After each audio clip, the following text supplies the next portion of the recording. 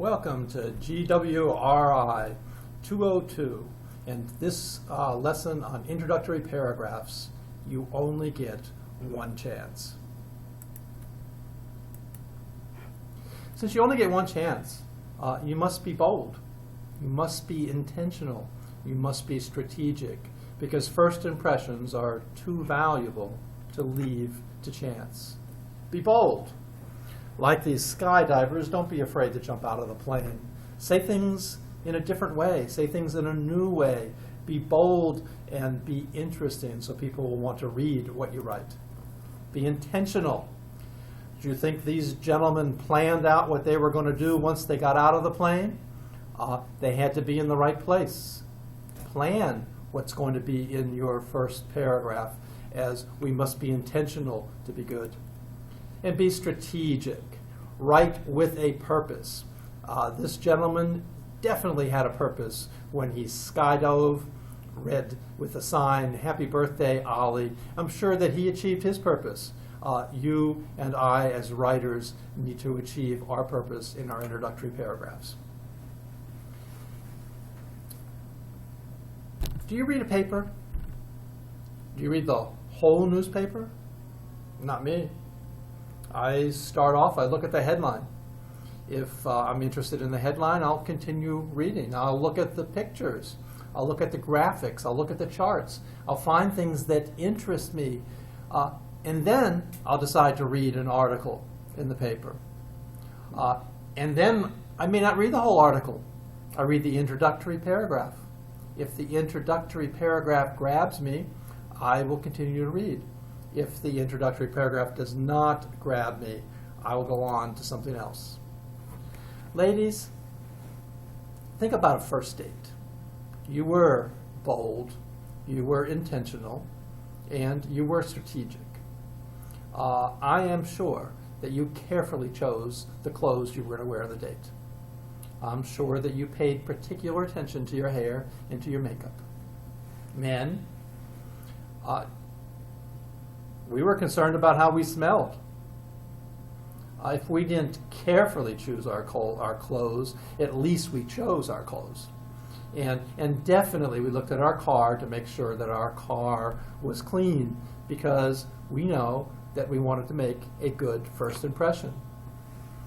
Studies show that a woman makes a decision within the first 10 minutes of a date whether a man has any potential. In a like manner, a reader makes a decision within the first 15 seconds whether your paper is worthy of reading, whether it's worthy of them spending their time in your work. And this goes beyond everything else, not just newspapers and magazines. And I mean, those are sold. Magazines and newspapers, you decide whether you buy them or not. You decide whether you read them, and if things are not interested, you just don't buy them in the magazines and things go out of business. College papers are no different. Professors do have to read your work, and will read all of your work. However, we are still prone to the first impressions syndrome. As we read a paper, we subconsciously decide from the very beginning whether it has the potential to be good or bad. You know, so many times I'll read a paper and I'll say, oh, another one of these papers, I've got to read it, let's see what it's going to be. Or I'll say, wow, he just or she just said something in a different way, and I am interested to see what else is going to happen in that paper. Sometimes judgments are made early. Hey, this is just a normal C paper. Or, oh, I may have an A paper here. Let's read this really closely. We're going to talk about a few things about introductory paragraphs in this video. We're going to start with some things that you should not do in an introduction, and we'll proceed to some ideas of things that you should do. Number one, we should never apologize. People sometimes start off papers with, "in my humble opinion," or "I'm not sure about this." That just tells the reader that I'm not sure if I even want to read this, if this person doesn't know what he's talking about. I have precious moments to read things, and I'm going to choose only stuff that people are going to have me learn from them. So never suggest that you don't know what you're talking about. Your reader will quickly turn to something else People do not want to waste their time reading words from someone who might not have anything to offer. Another thing not to do in an introductory paragraph is never announce your intentions. Don't flatly say, in this paper I will, or the purpose of this paper is to. Quite frankly, it insults the intelligence of the audience. You guys are adults. You're writing to adults. You're writing to professors. You're writing to an academic audience. You insult me if you're going to come straight out and say something like that. Just start writing and trust that we will be able to figure out what you're trying to say. Something like that's good for a fourth grader. It's not good for a college adult learner. Also, never start a paragraph off, or an introductory paragraph off, with a dictionary or an encyclopedia definition.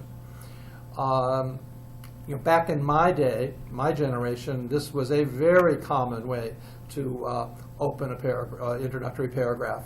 We used it so much that it became bad. And people today call this a hackneyed approach to introductory paragraph. If you need to, and a lot of times you need to define words in your paper, define them in a later part of your paper. Don't use it to start off. And the last thing here is don't dilly-dally. Get to it. Move confidently into your essay.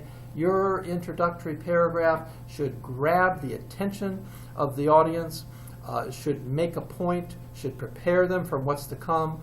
It's often one of the shortest paragraphs in your paper, but it is most definitely the most important and the most potent of paragraphs.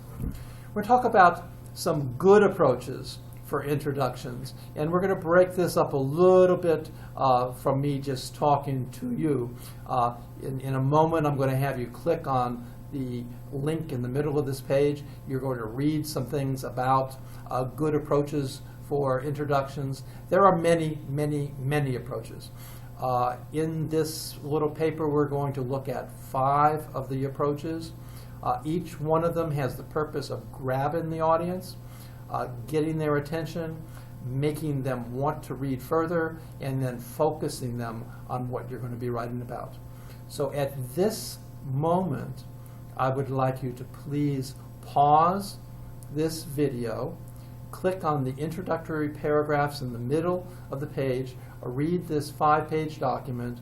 Actually, you're going to begin at the point on page 2 that it has a big number 1, and you're going to read the big number 2, 3, 4, and 5. When you're done reading, simply resume this video and we will proceed from there.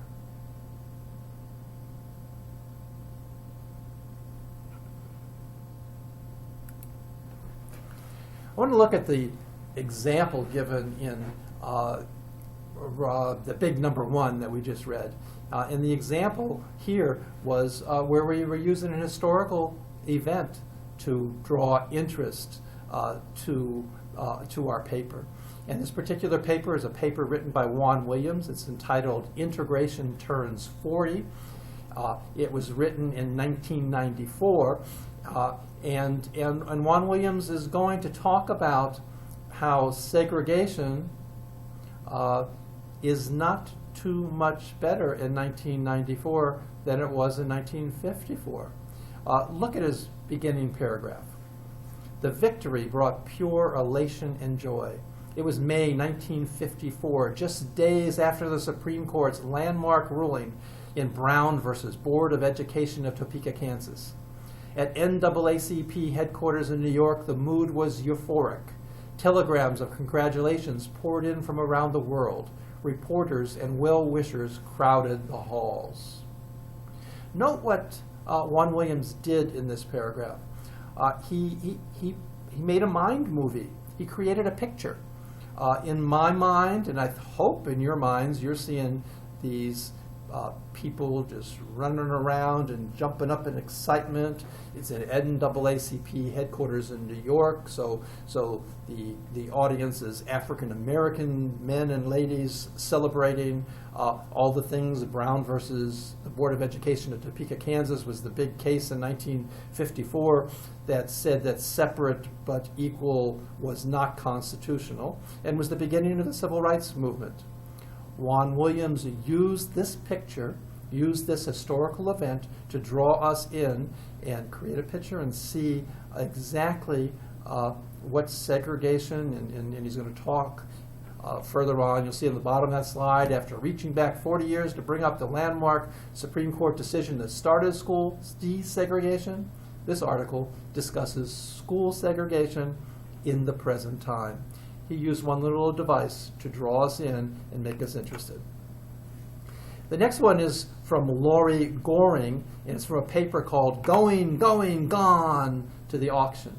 And Goring in this paper is going to write about auctions. She's going to tell you about how auctions have become the craze in the nation, and what you do and how you can do things at an auction. She starts off with another little mind movie. She creates a character, Mike Cantlin. Mike Cantlin remembers coming across his first auction 10 years ago while cruising the back roads of Wisconsin. He parked his car and wandered into the crowd towards the auctioneer's sing-song chant and the wafting smell of barbecued sandwiches. Hours later, Cantlin emerged lugging a $22 beam drill for constructing post and beam barns and a passion for auctions that has clung like a cockleburr on an old saddleback blanket. It's an addiction, says Cantlin, a financial planner, and one of the growing number of auction fanatics for whom Saturdays will never be the same. The author uses a little story. The story has a character, Mike Cantlin. It takes place in Wisconsin. It has him going to his first auction. You can hear the auctioneer. You can smell the barbecued sandwiches. You can see things. The author has grabbed us in with a little story. And then, as it says on the bottom, this is an anecdote, a little story about one man in his first auction that is the lead to an article about auctions.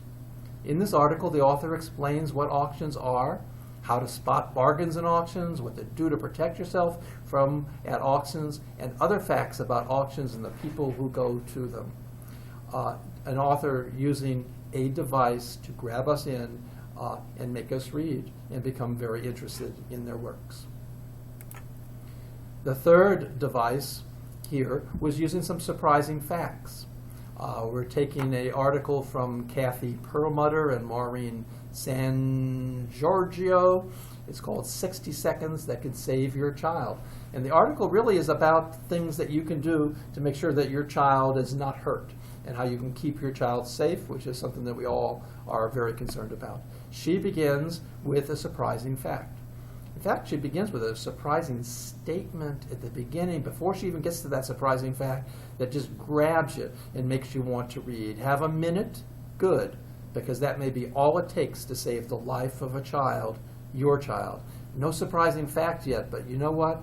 If you are a parent, you can't stop reading, because if you stop reading now, you may not save the life of your child.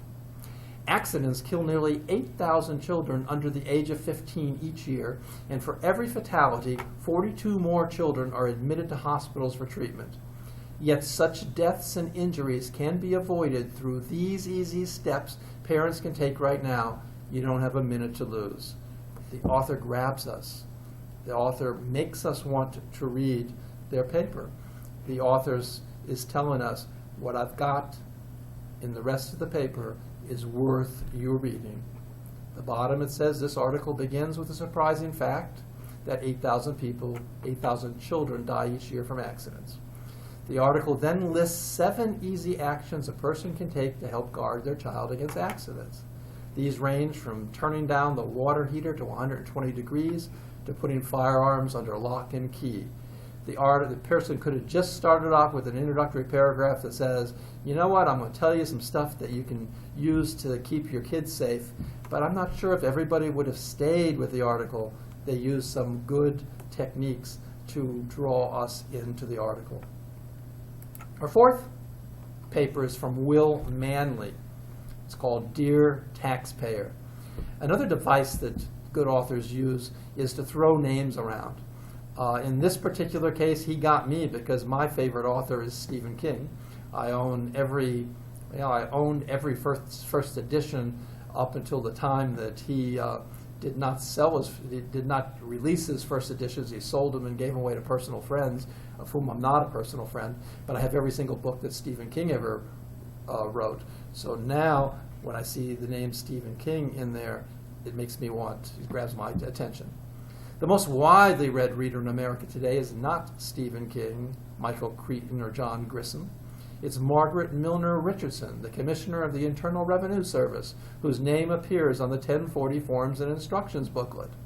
I doubt that Margaret wrote the entire 1040 pamphlet, but the annual introductory letter, a note from the Commissioner, bears her signature.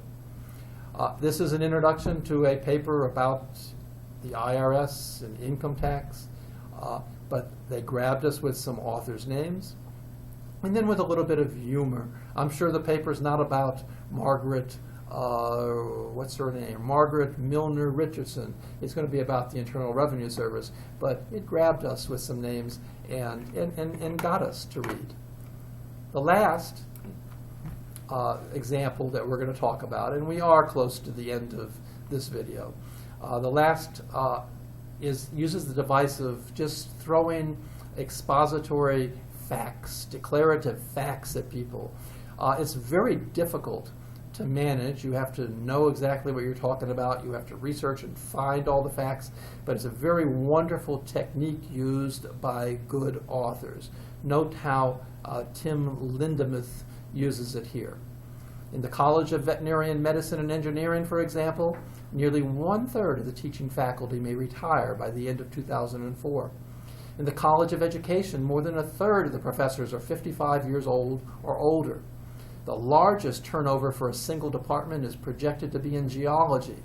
More than half of its faculty this year are in the age that will retire at the millennium, says Ron Downey of so-and-so, so-and-so. The grain of Kent State's faculty is not unique.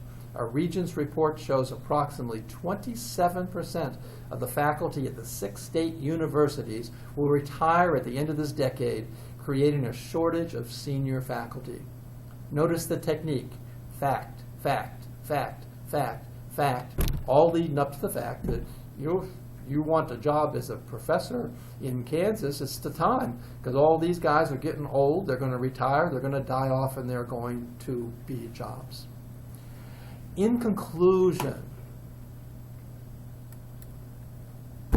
we need to know, we need to remember, and we need to prioritize our introductory paragraphs. Our introductory paragraph is our one time, and it's sometimes our only time, because people will stop reading, believe me. It's our one-time opportunity to grab your reader's attention. It's your time to make a good first impression. The reader will determine whether you are interesting to them, whether you are intelligent, whether they like you, very quickly in your introduction. In order to grab your readers, in order to have our good introduction, to get us into the whole paper, we need to be bold. We need to be intentional. We need to be strategic, because first impressions are too valuable to leave to chance.